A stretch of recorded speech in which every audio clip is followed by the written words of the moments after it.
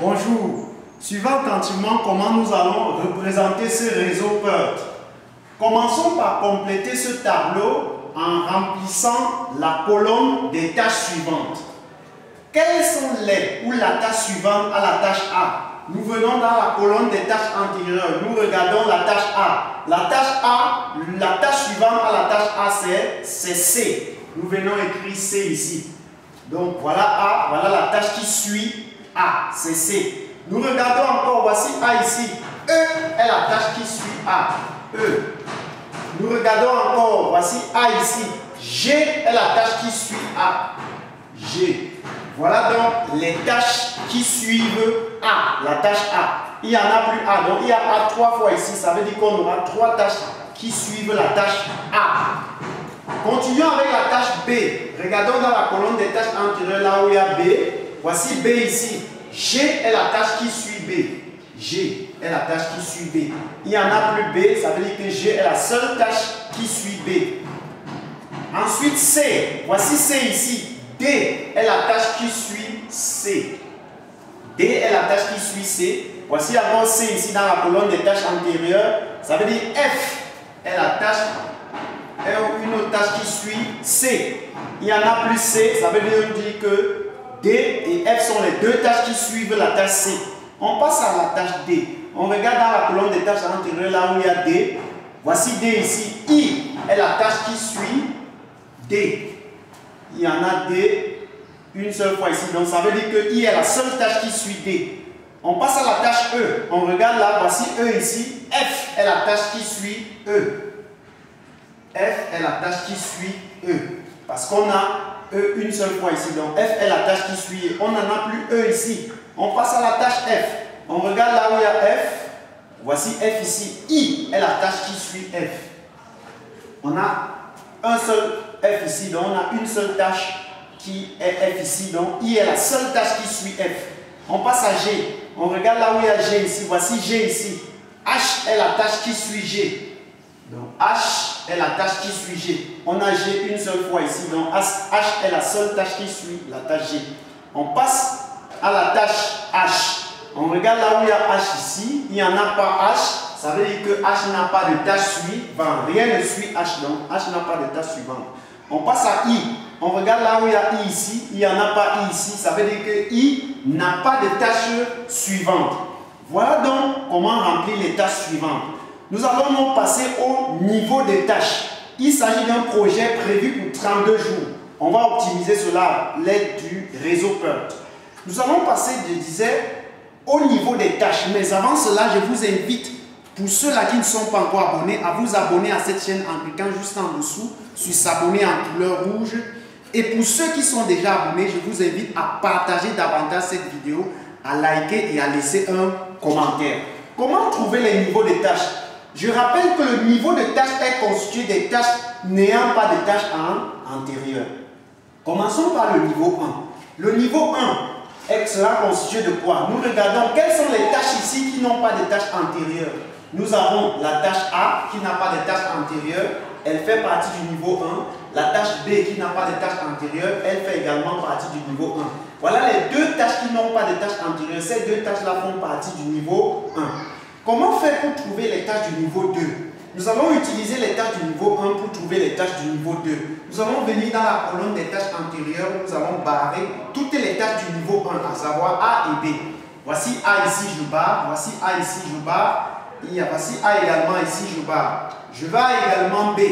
Je regarde dans la colonne des tâches antérieures toujours. Voici B ici, je barre. Je regarde encore, il n'y en a plus B. Donc, j'ai barré toutes les tâches du niveau 1. Alors, les tâches qui n'ont pas de tâches antérieures après avoir barré les tâches du niveau 1 font partie du niveau 2. Nous avons par exemple la tâche C qui n'a pas de tâches antérieures après avoir barré A. Ça veut dire que C fait partie du niveau 2. J'ai barré également A ici, il n'y a plus les tâches ici. Dans les tâches antérieures, il n'y en a plus ici. Ça veut dire que E fait partie du niveau 2. J'ai barré A ici et B ici, il n'y en a plus de tâches antérieures ici. Ça veut dire que G fait partie du niveau 2. Alors, je vais donc passer au niveau 3. Pour trouver les tâches du niveau 3, je vais utiliser les tâches du niveau 2. Je vais venir dans la colonne des tâches antérieures, je vais barrer toutes les tâches du niveau 2, à savoir C. Je barre C. Je barre également E. je barre G, je regarde, il y a encore C ici, je barre, donc je barre tous les C, voici les deux C, je barre tous les E, voici un seul E, et je barre G, voici un seul G. J'ai barré toutes les tâches du niveau 2. Je vais donc regarder les tâches qui n'ont pas de tâches antérieures dans la colonne des tâches antérieures. Nous avons D. Après avoir barré C, qui fait partie du niveau 2 ici, il n'y en a plus de tâches antérieures ici. Ça veut dire que D fait partie du niveau 3. Après avoir barré les tâches antérieures ici, j'ai barré C et E ici qui font partie du niveau 2 dans les tâches antérieures. Il n'y en a plus de tâches antérieures ici.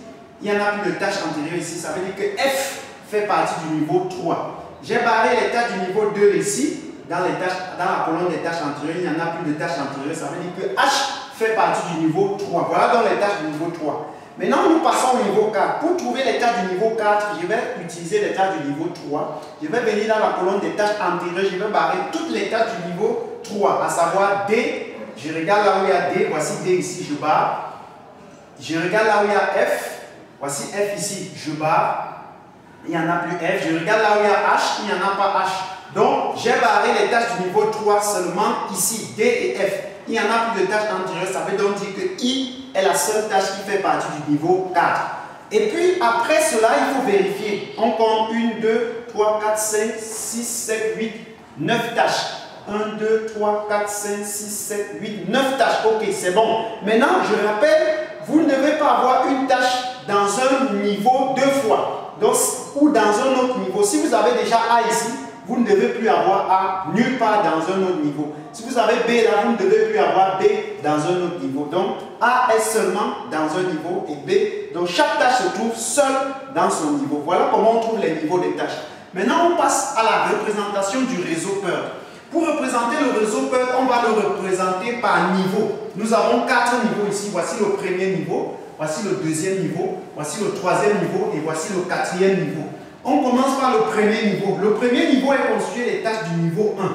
On commence par l'étape de début. L'étape de début, c'est un cercle qui se divise avec des parties. Ici, c'est la date au plus tôt. Ici, c'est la date au plus tard. Et ici, on met le numéro de cette étape.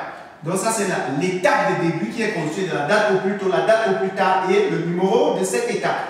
Maintenant, nous allons représenter les tâches du niveau 1. Nous commençons par la tâche A. La tâche A commence par l'étape de début et finit par l'étape de fin de la tâche A. On représente la tâche par une flèche. On matérialise la tâche au-dessus et on met sa durée entre parenthèses. Voilà donc la tâche A, sa durée entre parenthèses et voilà la flèche de la tâche A.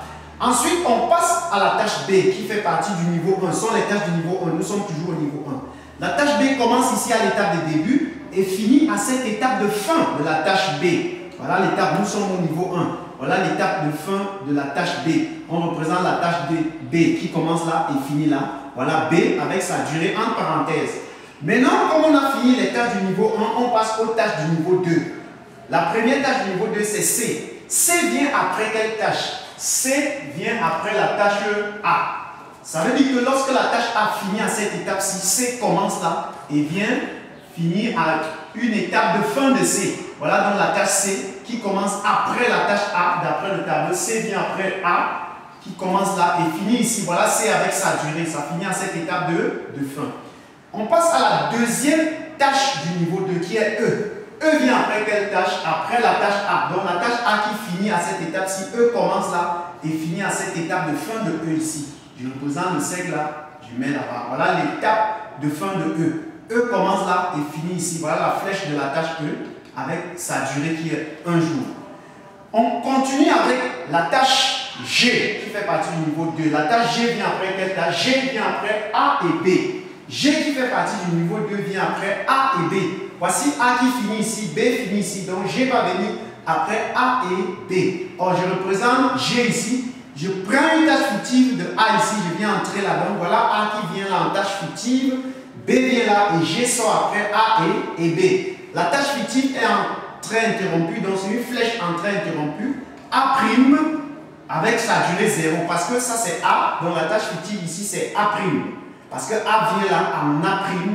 B entre là, G vient après, A et B. G sort là, avec voilà G, la flèche G qui vient finir à cette étape de fin de G ici. Voilà G, la tâche G avec sa durée entre parenthèses. On a fini avec les tâches du niveau 2. On passe au niveau 3. Comment j'ai fait pour représenter les tâches du niveau 3? Les tâches du niveau 3 sont D. On commence par représenter la tâche D. D vient après quelle tâche? Après la tâche C. La tâche C finit ici. Donc D commence là et vient finir à cette étape de fin de D ici. Voilà la tâche D avec sa durée qui est 4. On passe à la tâche F qui fait partie du niveau 2. La tâche F, pardon, qui fait partie du niveau 3. Nous sommes en train de représenter les tâches du niveau 3. La tâche F vient après C et E.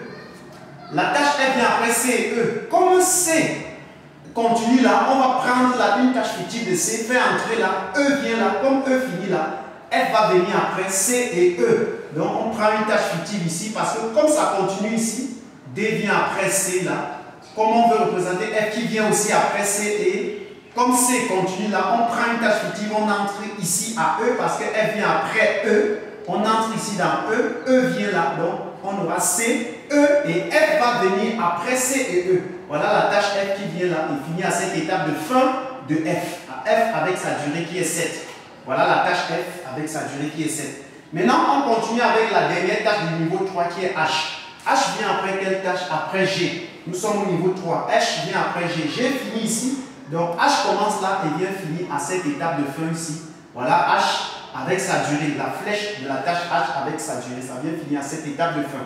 Maintenant, on représente la tâche I qui fait partie du niveau 4. Nous sommes au niveau 4 maintenant. La tâche I vient après quelle tâche? I vient après D et F. I vient après D et F. Où est D? Voici D ici. Donc voici F ici. Donc, comme voici F ici, D va venir entrer ici. Donc D vient entrer là. F vient là et I vient après D et F. Voilà la tâche I qui finit à cette étape de fin. Voilà I avec sa durée qui est 4. Alors, qu'est-ce qu'on remarque? On remarque qu'après avoir fait ceci sur le brouillon, que H finit à cette étape de fin, ça n'a plus de continuité. Donc, il est mieux de prolonger H, d'effacer l'étape-ci, prolonger H jusqu'ici.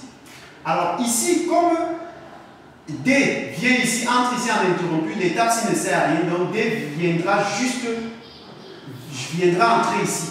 Parce que ça ne sert à rien. On ne continue pas avec les traits interrompus. Une tâche ne continue jamais avec les traits interrompus après une étape. Donc, lorsque ça continue, comme ici, quand ça continue ici, ça c'est une tâche critique.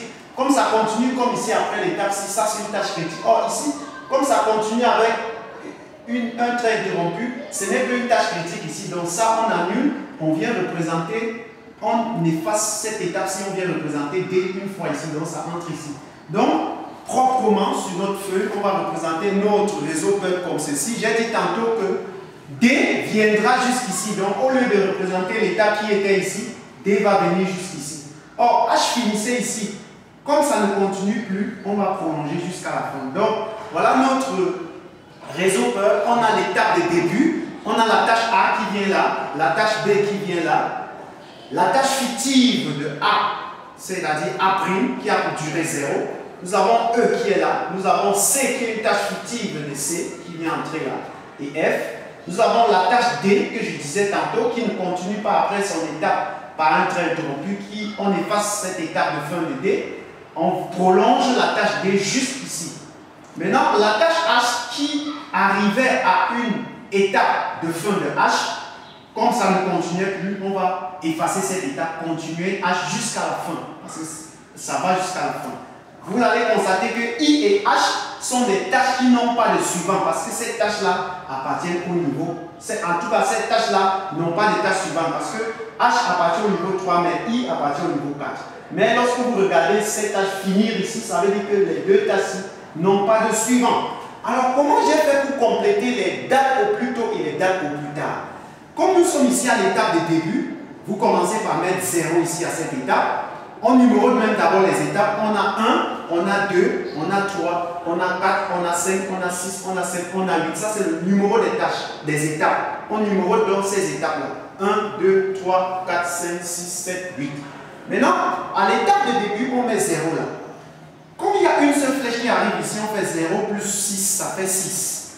Comme il y a deux flèches qui arrivent ici, on a la flèche ici, la tâche fictive ici et ceci. On aura deux propositions. On aura 6 plus 0. 6 plus 0, ça fait 6. Et on a 0 plus 2, ça fait 2. Entre 6 et 2, on prend la plus grande valeur, 6, parce qu'on est en train de remplir les dates au plus tôt. Maintenant, ici, on a une seule flèche qui arrive ici, donc on aura 6 plus 2, ça fait 8. Ici, on a une seule flèche qui arrive ici, on aura 6 plus 3, ça fait 9, on met là. Mais ici, on a deux flèches qui arrivent ici. On a la tâche fictive C' et on a E qui arrive là. Donc, on aura deux propositions. On aura 9 plus 0, ça fait 9. Et 6 plus 1, ça fait 7. Entre 9 et 7, on prend la plus grande valeur, c'est 9. Parce qu'on est en train de remplir les dates au plus tôt. Maintenant, ici, on a deux flèches qui arrivent ici également. Donc, on aura deux propositions. On a 9 plus 4, ça fait 13. Et on a 9 plus 7, ça fait 16. Entre 16 et 13, on prend 16, la plus grande valeur. Parce qu'on est en train de remplir les dates au plus tôt. Alors, ici, on a deux flèches également qui arrivent ici. On aura deux propositions. On aura 16 plus 4, ça fait 20. Et on a 8 plus 3, ça fait 11. Entre 20 et 11, on prend la plus grande valeur qui est 20. Parce que 16 plus 4 donne 20. On prend la plus grande valeur qui est 20. On remet les 20 là ici. Sur la date au plus tard. Pour remplir donc les dates au plus tard des autres étapes, qu'est-ce qu'on fait? On a une seule flèche qui sort ici. Donc on aura 20 moins 4, ça donne 16. Donc on fait moins maintenant. 20 moins 4, ça donne 16. On a une seule flèche qui sort ici. On aura 20 moins 3, ça fait 17. Ici, on a une seule flèche qui sort ici. On aura 16 moins 10, moins 7, ça donne 9. Parce qu'il y a une seule flèche qui sort ici. On a 16 moins 7, 9. Ici, on a deux flèches qui sortent ici. Deux flèches sortent là. Donc, on aura deux propositions. On a 16 moins 4, ça donne 12. Et 9 moins 0, ça donne 9. Entre 12 et 9, on prend la plus petite valeur, à savoir 9, parce qu'on est en train de remplir les dates au plus tard. Maintenant, ici, on a deux flèches qui sortent ici. Donc, on aura 9 moins 1, 8. Et 9 moins 3, 6. Entre 6 et 8, on a trois propositions parce qu'il y a encore ceci. On a trois flèches qui sortent ici. 1, 2, 3. Donc, on remplit d'abord ceci. Ici, on a une seule flèche qui sort là. Donc, 17 moins 2, ça donne 15. On met ça, on met ici parce qu'on a une seule flèche qui sort ici. Ici, on a trois propositions. On a une flèche qui sort là, deux flèches, trois flèches. Donc, trois flèches qui sortent ici.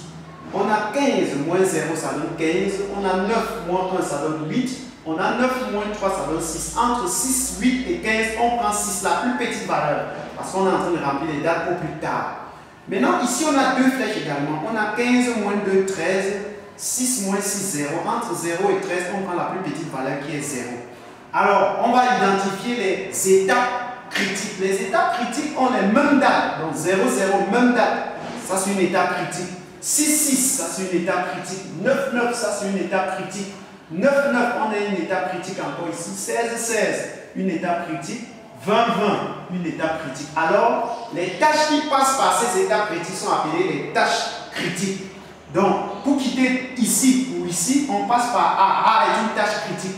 Pour quitter ici ou ici, on passe par C. C est une tâche critique. Pour quitter d'ici à ici, on passe également par C', c'est toujours C. C est une tâche critique. Donc, pour quitter d'ici à ici, on passe par F. F est une tâche critique. Pour quitter ici ou ici, on passe par I. I est une tâche critique. Alors, le chemin critique est le chemin qui passe par ces tâches critiques. Voilà, le chemin critique, c'est le chemin qui passe par ces tâches critiques. Donc, le chemin critique, c'est A, C, F et I. Voilà donc le chemin critique. Comment trouver la durée du chemin critique? On va additionner les durées de chaque tâche critique. La durée de A, c'est 6. La durée de C, c'est 3. La durée de F, c'est 7. La durée de I, c'est 4. La somme donc des durées des tâches critiques ici nous donne 20 jours. Alors, notre projet qui était prévu pour 32 jours, on peut le réaliser en 20 jours minimum. Donc, 20 jours, c'est le minimum de jours qu'on peut utiliser pour réaliser notre projet. C'est la durée critique pour réaliser notre projet qui était prévu pour 32 jours. Alors, comment calculer les marges? Nous allons calculer les marges de chaque tâche. Commençons par la tâche A. Quelle est la marge totale de la tâche A? On fait 6 moins 6 moins 0. 6 moins 6 moins 0, c'est 0. La marge libre de la tâche A, c'est 6 moins 6 moins 0. Ça fait 0. Passons à la tâche B. La marge totale de la tâche B, c'est 15 moins 2 moins 0. 15 moins 2 moins 0, c'est 13. La marge libre de la tâche B, c'est 6 moins 2 moins 0. 6 moins 2 moins 0, ça fait 4. La tâche C, la marge totale de la tâche C, c'est 9 moins 3 moins 6. 9 moins 3 moins 6, c'est 0. La marge libre de la tâche C, c'est 9 moins 3 moins 6. 9 moins 3 moins 6, c'est également 0.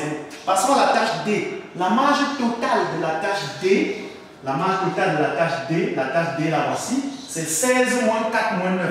16 moins 4 moins 9, ça fait 3. La marge libre de la tâche D, c'est 16 moins 4 moins 9, ça fait également 3. La marge totale de la tâche E, c'est 9 moins 1 moins 6. 9 moins 1 moins 6, ça fait 2. La marge libre de la tâche E, c'est 9 moins 1 moins 6. 9 moins 1 moins 6, ça fait également 2. Passons à la tâche F. La marge totale de la tâche F, c'est 16 moins 7 moins 9. 16 moins 7 moins 9, ça fait 0. La marge libre de la tâche F, c'est 16 moins 7 moins 9. 16 moins 7 moins 9, ça fait également 0. Passons à la tâche G. La marge totale de la tâche G, elle est où? Là voici. La marge totale de la tâche G ici, c'est 17 moins 2 moins 6. 17 moins 2 moins 6, ça fait 9. La marge libre de la tâche G, c'est 8 moins 2 moins 6. 8 moins 2 moins 6, ça fait 0. Passons à la tâche H. La marge totale de la tâche H, c'est 20 moins 3 moins 8. 20 moins 3 moins 8, ça fait 9. La marge libre de la tâche H, c'est 20 moins 3 moins 8. 20 moins 3 moins 8, ça fait également 9. Finissons avec la tâche I. La marge totale de la tâche I, c'est 20 moins 4 moins 16. Pardon, non, c'est la marge totale de la tâche I, c'est 20 moins 4 moins 16. 20 moins 4 moins 16, c'est 0. La marge libre de la tâche I, c'est 20 moins 4 moins 16. 20 moins 4 moins 16, c'est 0. Nous remarquons, après avoir calculé les marges de chaque tâche, que les tâches qui ont les deux marges nulles sont des tâches critiques. Par exemple, A, 0, 0. A est une tâche critique.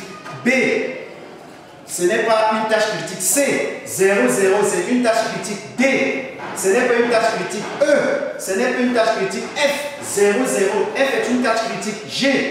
G, on a 0 ici, mais on n'a pas 0 ici. Ça veut dire que G n'est pas une tâche critique. H, ce n'est pas une tâche critique. I, c'est une tâche critique parce qu'on a 0, 0. Donc les marges nulles, c'est-à-dire marge totale nulle et marge libre nulle, sont des tâches critiques. Nous avons A, C, F et I. Voilà ces tâches critiques-là. Donc à partir du calcul des marges, on peut donc trouver les tâches critiques. Je vous remercie et à la prochaine vidéo.